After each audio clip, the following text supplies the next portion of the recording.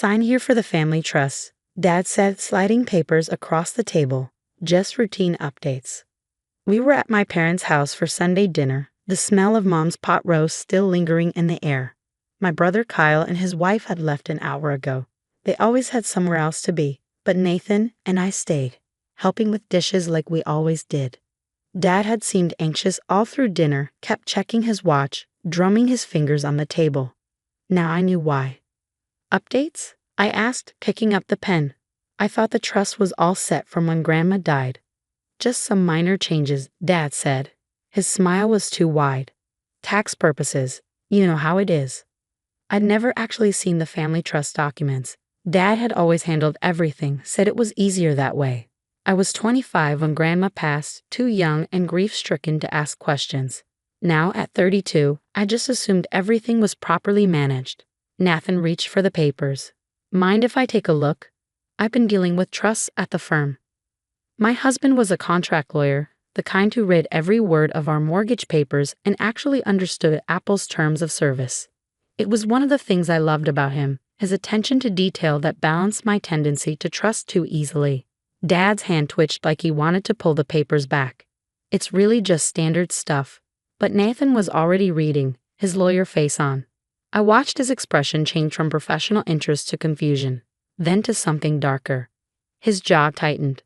A muscle in his cheek twitched. Nathan, I asked. He kept reading, faster now, flipping pages with increasing urgency.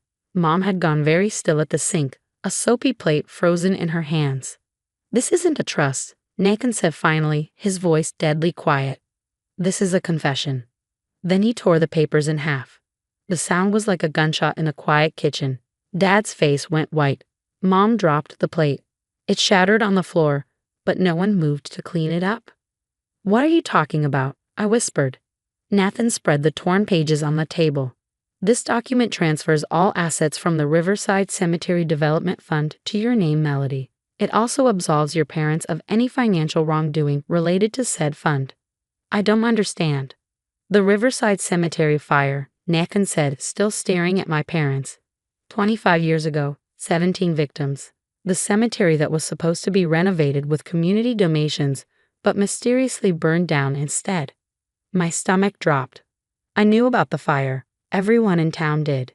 It was our local tragedy, the reason we had that memorial garden downtown.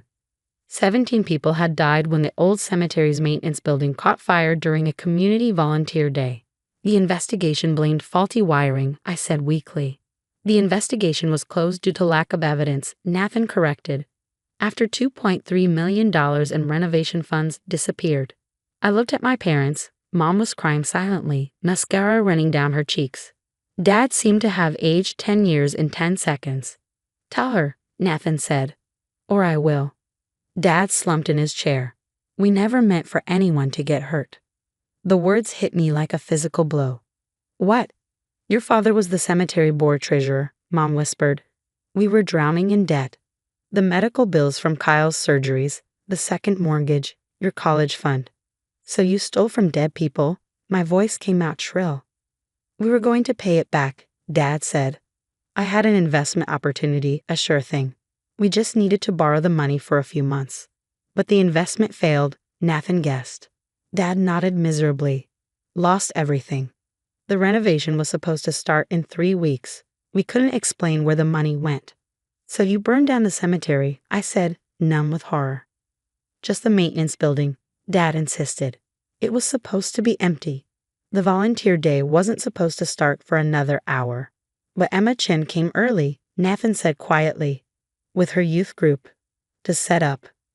Emma Chin. I knew that name. We'd gone to high school together until she died in the fire along with 16 other volunteers. Her parents still laid flowers at the memorial every month. We didn't know they were there, Mom sobbed. We didn't know. You killed 17 people, I said.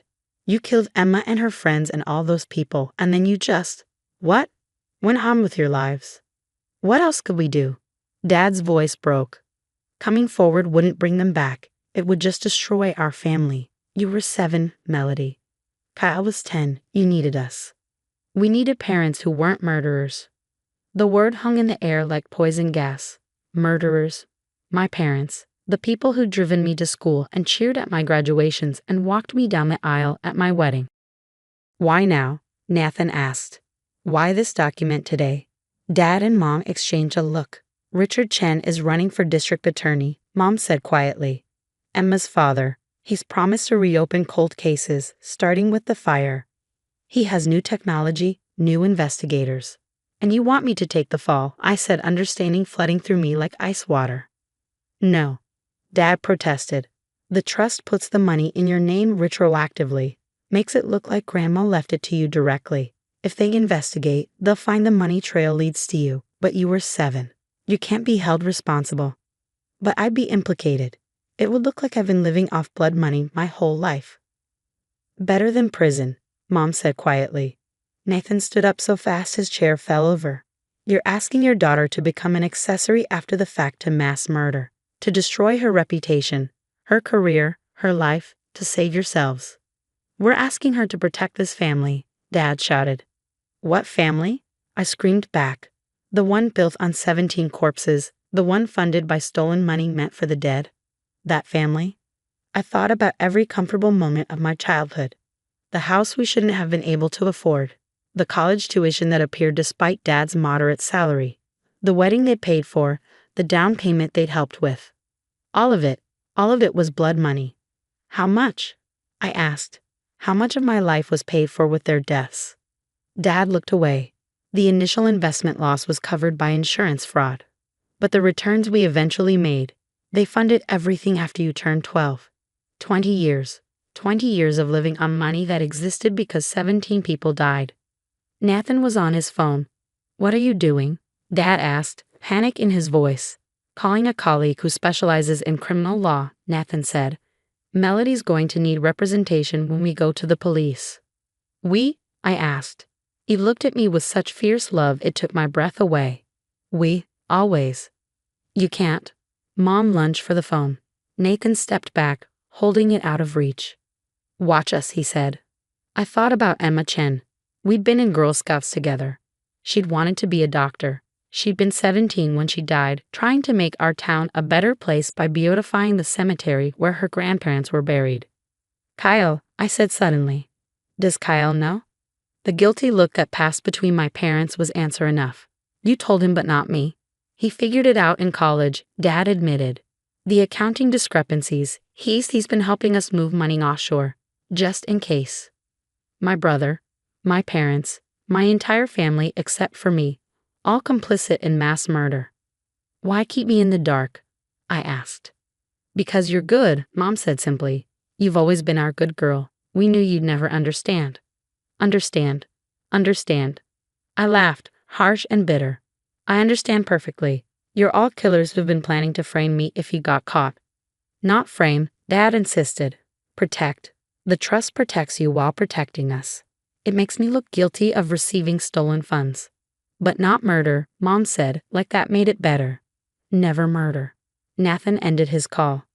My colleague is on her way. She says not to sign anything, touch anything, or say anything else until she gets here. You're destroying our family, Dad said. You destroyed 17 families, I shot back, and then used their money to buy my silence before I even knew there was something to be silent about. The next hours blurred together. Nathan's colleague arrived, a sharp woman named Patricia who took one look at the torn documents and told my parents they were idiots as well as murderers. The police came next. Then the FBI, because it turned out some of the cemetery funds had come from federal grants. My parents were arrested in their kitchen, next to the shattered plate no one had cleaned up. They didn't resist. They looked almost relieved, like 25 years of carrying that weight had finally broken them. Kyle was arrested at his office the next morning. The offshore accounts he'd set up made it worse. Showed consciousness of guilt, Patricia explained. He'd known for 7 years and done nothing but help hide the money. The investigation exploded our town apart. The Chen family finally got answers, but no justice. My parents might get 25 to life, but their daughter would still be dead. Other families found closure they'd never thought possible. The town newspaper ran headlines for weeks. I testified at the trial, told them about Sunday dinner, about the trust documents, about Nathan tearing them in half. told them how my whole life had been funded by blood money I never knew existed. "Do you think your parents feel remorse?" the prosecutor asked. "I think they feel sorry they got caught," I said. "They had 25 years to confess. Instead, they tried to make me their escape plan." My parents were convicted on all counts. 17 counts of involuntary manslaughter, plus fraud, conspiracy, and attempted obstruction of justice. Kyle got 10 years as an accessory after the fact. I spent the next year liquidating everything they'd ever given me. The house, the car, jewelry, everything. Nathan stood by me through it all, even when I tried to give away my engagement ring because Dad had helped pay for it. "That ring is from me," he said firmly. "Not them. Don't let their crimes steal our love too." The money went to the victims' families. It wasn't nearly enough. Divided 17 ways and depreciated by time, it was almost insulting. But they took it gracefully, said it helped to know someone in the family had a conscience. Emma Chen's parents invited me for tea one day. I almost didn't go, but Nathan convinced me. "You were 7. Mrs. Chen said, pouring jasmine tea with steady hands. "A child. Their victim too, in a way." "I benefited from her death," I said. "You didn't know," Mr. Chen said firmly. "And when you did know, you did the right thing. That matters." They told me about Emma, how she'd loved to garden, how she'd volunteered at the cemetery because she liked making things beautiful, how she'd been accepted to pre-med at Stanford the week before she died. "She would have been a wonderful doctor," Mrs. Chen said, "but she would have been prouder of you for choosing truth over family." I cried then for Emma and the 16 others, for the families destroyed, for the parents I'd lost not to death but to truth. The Chens held me while I sobbed, 2 people who had every right to hate me offering comfort instead. It's been 3 years now. Nathan and I moved 2 towns over, far enough to escape the daily reminders, but close enough to visit the memorial. We go every month, leaving flowers for 17 people who died because my father couldn't admit to embezzlement. I work at a nonprofit now, helping families of crime victims navigate the legal system. It pays nothing compared to my old job. But every penny is clean. Every night I sleep without wondering whose death funded my dreams. My parents write sometimes. I don't open the letters anymore. The first few were full of justifications, explanations, accusations that I destroyed our family for strangers. As if 17 people were worth less than their comfort. As if family meant covering up mass murder. Kyle's wife divorced him and moved across the country with their kids. She sends me Christmas cards, says she's grateful someone in the family finally told the truth. She's remarrying next spring. A teacher who knows her whole story and loves her anyway. Do you regret it?